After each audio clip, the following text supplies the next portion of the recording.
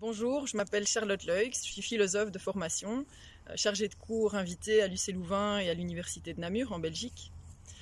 Mes recherches portent sur les enjeux philosophiques de la crise écologique, ce qui m'a mené, chemin faisant, à m'intéresser à l'écoféminisme, que je perçois comme un courant original, posant des questions essentielles pour comprendre les racines de la crise écologique et pour esquisser des voies alternatives.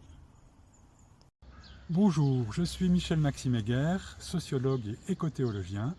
Depuis plus de 20 ans, j'explore de manière théorique et pratique les champs de l'écospiritualité et de l'écopsychologie, dans la conscience des liens profonds qui existent entre la Terre, le cosmos, l'être humain et ce mystère du plus grand que soi qu'on appelle le divin.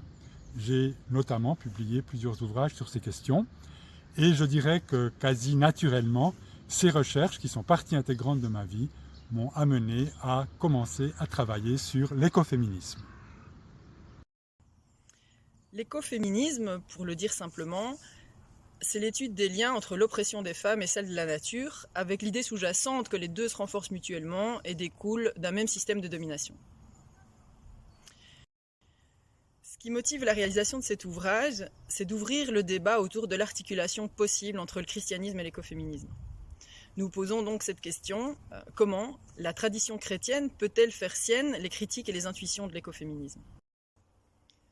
Comme nous le montrons dans notre introduction, nous touchons là une sorte de point aveugle, parce que l'écoféminisme qui intègre une dimension spirituelle le fait généralement en s'opposant au monothéisme et principalement au christianisme jugé patriarcal et dualiste. D'un autre côté, la théologie chrétienne passe trop souvent sous silence la question du genre et fait l'impasse sur l'oppression conjointe des femmes et de la nature. Notre ouvrage a particulièrement pour objet d'éclairer ce point aveugle et de rendre accessible au public francophone une littérature encore peu connue.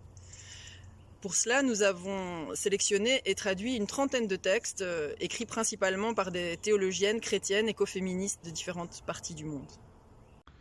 Ce que les textes de notre anthologie montrent, c'est qu'un écoféminisme chrétien non seulement est possible, puisqu'il existe, mais qu'il est nécessaire.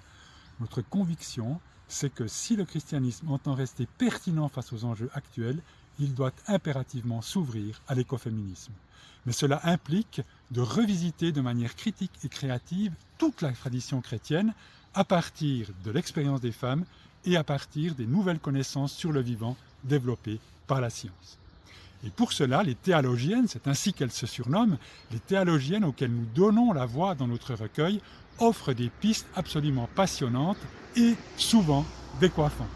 Ainsi, elles appellent à repenser Dieu au-delà du genre, en prenant congé d'un langage masculin, en le considérant par exemple comme la matrice primordiale ou la mère de la création.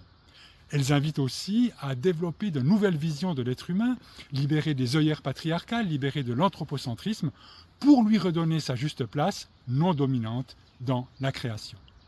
Et de tout cela découle une éthique et des engagements dont les maîtres mots sont justice et libération pour les femmes, pour la terre et pour toutes les personnes marginalisées.